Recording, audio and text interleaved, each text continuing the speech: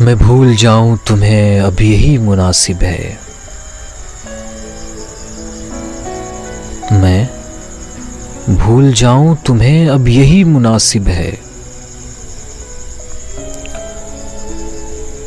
मगर भुलाना भी चाहूं तो किस तरह भूलूं कि तुम तो फिर भी हकीकत हो, कोई ख्वाब नहीं।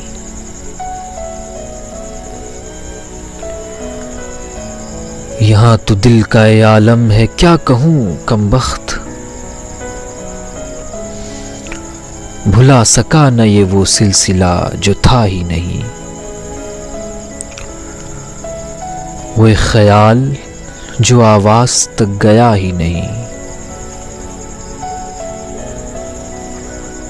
वो एक बात जो मैं कह नहीं सका तुमसे। वो एक रब्त जो हम में कभी रहा ही नहीं। मुझे है याद वो सब जो कभी हुआ ही नहीं।